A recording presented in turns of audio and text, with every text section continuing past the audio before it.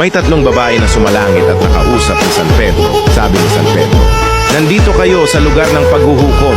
Sabihin nyo ang inyong mga ginagawa bago kayo namatay at ilalagay ko kayo sa kwarto kung saan kayo nararapat." Nagsalita ang unang babae. "Isa akong masipag na kasambahay at madalas tumutulong sa kapwa.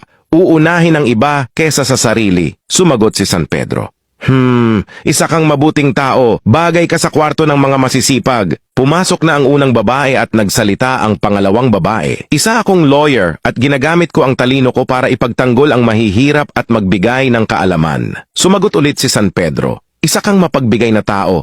Ginagamit ang talino sa nararapat. Bagay ka sa kwarto ng matulungin na mga tao."